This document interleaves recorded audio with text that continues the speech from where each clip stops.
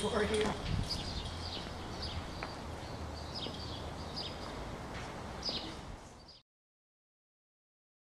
So, what do you think of the inside? It's beautiful. It's beautiful, very good. I think it's beautiful too. I mean, it's falling apart, right? I don't know why they would ever want to leave. Well, that's really funny you mentioned that. And we will get into why people would leave. But remember, the outside is supposed to be like a castle, very menacing and intimidating and foreboding, but no function. Inside was the opposite. Inside is supposed to be like a cathedral. You maybe see it, these barrel vaulted ceilings, very reminiscent of a cathedral, a lot of emphasis on natural light. John Hammond put a lot of light in this place. Eastern State has over 1,000 skylights. It's supposed to bring out your own light, right? It's a very warm theory. Remember, this is supposed to be an experiment, a progressive experiment in criminal justice. So they're putting in all this light to make people repent. I know, I don't know how practical that was, but that's why you see all this kind of cathedral-esque architecture. So why are we in Cell Block 2 taking a tour instead of a functional prison? Well, Eastern State was trying to remedy this, right? This is not Eastern, this is Newgate Prison. This is in London in 1818, really similar to what would have been the Walnut Street Jail, down on 6th and Walnut, which is now a Starbucks. It used to be this. It's actually true. So, you know, this is a jail before Eastern State. And you all hopefully can see 100 things wrong with this photo. Yeah. Yeah, what are, you can shout them out. Someone's killing someone, looks like a bar. Good idea. Yeah, someone's going to get kicked. Gambling. Prostitution. Alcohol. Men, women, and children housed together in one cell. Right? There's really no distinction between criminals or crimes. Can anyone, looking at this photo, tell who's in charge? Obviously this dude right here.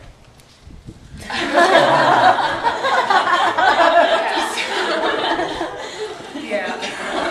You guys sitting down on the top.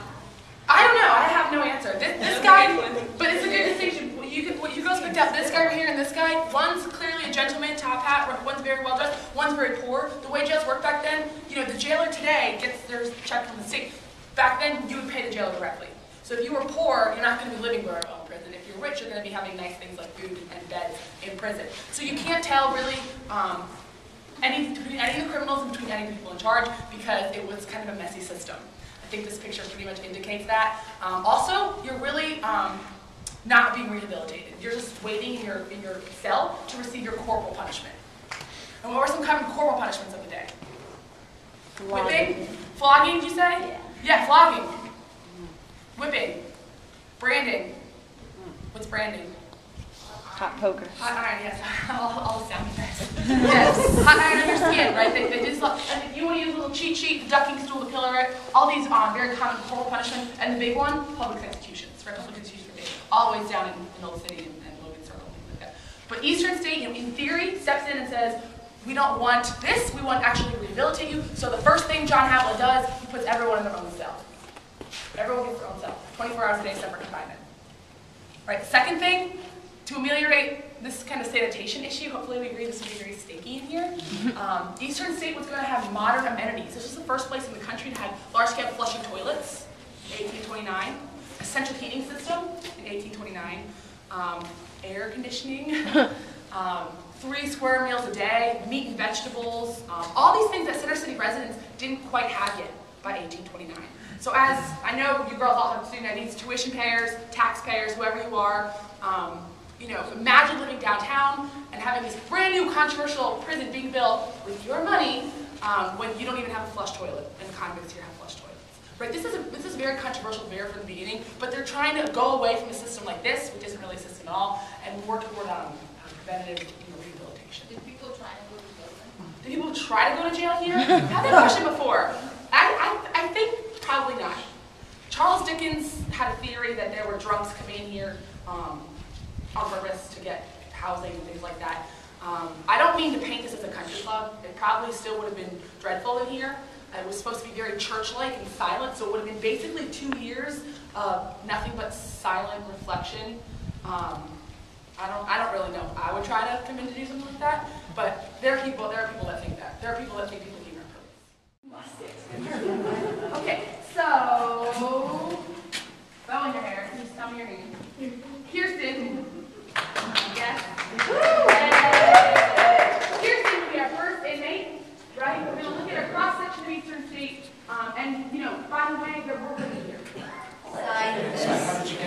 front, right, no, the square one's right there. Oh, there's the door. There's It's in the door. I'm gonna get a picture of you. Congregate years, basketball teams, group lunches, things like that you see around prisons today. But it's not like they just magically switched over in 1913. That's the official year they had it on paper. They redid the whole system, but we know, as we said, they lost the hoods, they ended up getting literature, they exercised in small groups together. So we know the system is breaking down almost from the very beginning. So for the first half of the tour, we talked about solitary years. Second half is going to be congregate. Right, under the solitary years in 1900, before 1913, clearly, 1900, right, math skills again. There's 1,000 inmates here, over 1,000 inmates, and 502 cells. Right, this is all in the solitary years, right? Hopefully we're all thinking, that's 2 people to a cell. So we know the system broke down. We're going to go talk about the congregate life and what happened after 1913. Yes, the second story, 4, 5, 6, and 7, not a great idea, but more or less, radial plan, you can see everything, Gothic exterior, and lots of farmland. That's how he wanted it, right? Eastern State was built on a cherry orchard, like I said. So this was supposed to be deterring escapes. Solitary system didn't work. 1913, they officially abandoned it in favor of the congregate system. This is 100 years later, and I think just like that Newgate prison, you can see for yourselves the differences. Yep.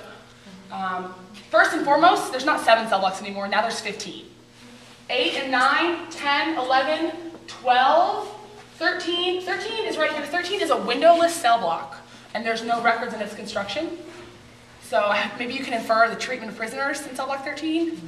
Same with 14, up to 5 people per cell in 14.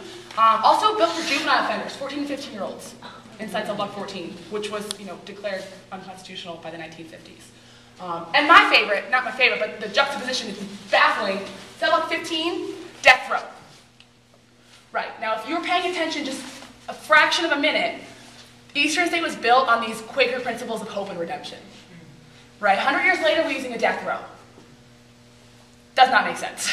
So, the big word I like to use is betrayal. Eastern State has completely betrayed its original, ideas of rehabilitation in favor of things like death row. No more 7 cell blocks. 15, they're using every square inch of the prison at this point for group activities. These end up becoming courts. There's a baseball field here, which we're going to go see a little bit. Can anyone see a baseball field here, or where they would even put one? No. Clearly, it's going to be this building right here becomes a baseball field. They're squeezing things in, and all those little tiny exercise yards, which we'll see a little bit, are converted to big things like mess halls, workshops, hobby shops. These 3 right here become the first synagogue in an American prison in 1924. Eastern State was built for a specific purpose, penitence, solitary confinement, penitence, right? That was the whole idea. By 1915, 1916, there's multiple people per cell. It's completely outlived its purpose, right? It was built for one specific purpose, and now we're using it for a completely different one. It's not a modern facility anymore, and I think the nail in the coffin, really, in 1961, there was a gigantic riot. Almost 900 inmates were out of their cells, running amok in the prison, taking control of this center surveillance hub, which we just learned controls the whole prison. No loss of life, but the riot was considered a failure by many Philadelphians, and they really demanded the prison to close. But as you all know, you can't shut down a prison overnight. You have to find new homes for people. And at that point, are you from Philly? No. Outside the city is a prison called Greaterford, which is the current prison today. That opened up in 31. That took a huge caseload? That took a burden, yeah. A huge bunch of people. So a lot of them were already going to Greaterford anyway, yeah. There was one of the wardens here. Warden said in 1915, Eastern State has outlived its purpose as a penal colony, right, as a penal institution. So they knew it was going downhill, but at that point, they kept it open all the way to 71. The armory, right here in this picture, is the gift shop.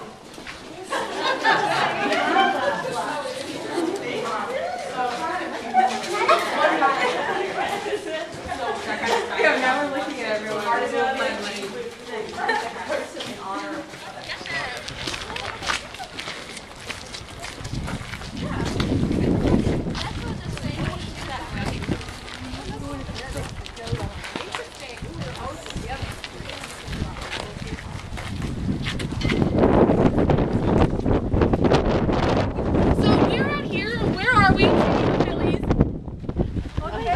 On the baseball field, okay. Even if you don't love the Phillies, it's the biggest State because they're awesome. You can look at this field and hopefully you realize it cannot accommodate 1,800 people, right? You see this large structure they tore down. We talked about that building they tore down. There's concrete in the middle of the field. You overrun third, you're going into cell block 4. Overrun first, you're going into actually incinerator off the hospital block. This is not a good, it's very unfortunate. This is not a great field. Behind you, you can see the top, that home run fence. Right. Cleared it many times. Oh, they did. They actually did put them back up. Yeah, the backstop, exactly. We lost, long story, we lost those uprights. Right, what other sport requires uprights? Football. Football. So where is the football field? Right here. Right here. Yeah. Bocce ball, handball. You saw all those pictures walking it for. Chess team, choir, orchestra, band, right? Now you have a lot of activities for inmates to do. Congregate life is going to become much more dangerous, much more social institution. Where you girls are right there, right behind you, is that own solitary exercise yard. So you can see how the solitary exercise came off, and then it just basically raised the walls on the inside and made things like workshops, mess halls, things like that. So if you go all the way through that door and then through the door on the inside, you'd be in your cell. I think we have 35 seconds if you wanted to take a peek into what I've got, right? Little tiny rectangular, horrible windows, poured concrete. This was completed in 1927, and it's holding up a lot worse than even the wall, which is almost 200 years old. Right, inmates actually built this cell block. A Harvard-educated architect serving time here for bribery built this cell block. This one's curved, so Kirsten, my guard, you can't see the end of this. This one's curved. The radio plane is abandoned. This is when there's up to 5 people per cell. More importantly, underneath is something called the hole. Right, we can't go in there today. It's closed, always closed. But down in the hole are things like no windows, no mattresses, not really a lot of room to stand up, no sunlight, not a lot of food, no toilet. It's basically a punishment cell block.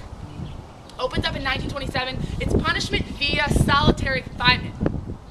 Right? Yes, I know. The irony of it all is mind-boggling. Right? 100 years ago, in 1829, solitary confinement is used as a tool to redeem you, to make you rehabilitated. 100 years later, in 1929, solitary confinement is used to punish you.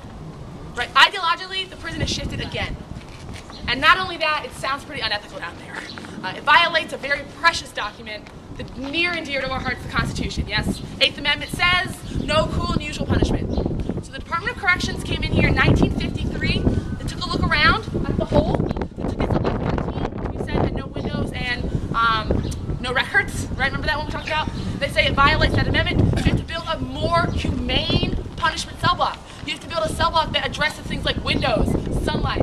All that culminated into something very ethical called death row. Right? Death row was Eastern State's response to the Board of Corrections to build a more humane cell block. In some ways it was the last cell block built here, constructed in 1959, and we know the prison closed in 71. So it's really operated for like 12 years.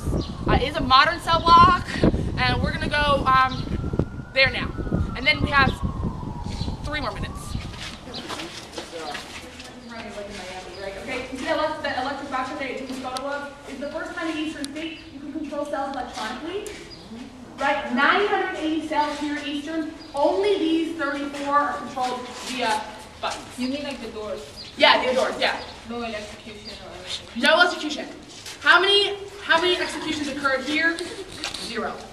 Oh. Right? 0 executions occurred here. I will repeat. 0 executions occurred here.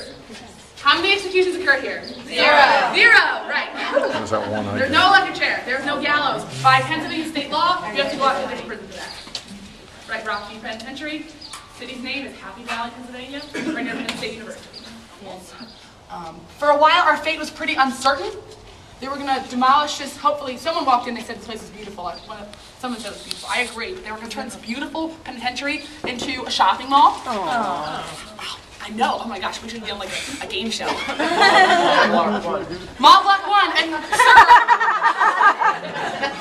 Oh my gosh, this is really funny. I'm gonna use that. Oh my god, it could be a Cinnabon. Right. So they were gonna turn this into Mall Block 1. Also condominiums, apartment buildings, supermarkets, all that stuff. But luckily, the government had protected this as a National Historic Site in 1965. So they couldn't demolish these walls, you know. Wow, good move by the government, I think. So we were protected, so they turned it into a historic site. Right? And so it brings us kind of, how far have we come? What have we learned from Eastern State? Well, over 200 years ago, what were some basic things we struggled with?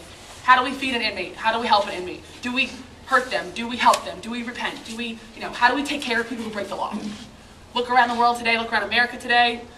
We're #1, incarceration, right? Any international visitors here? No international visitors?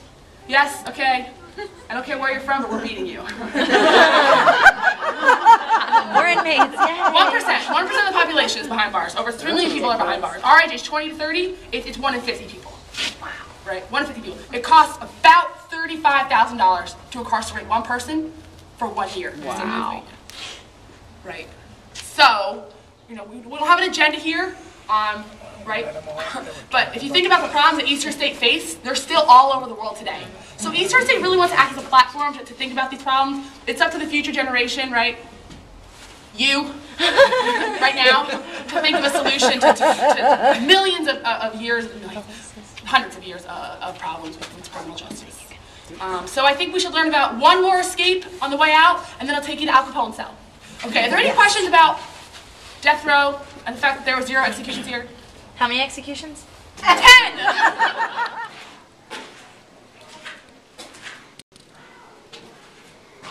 Will you ever return me in here?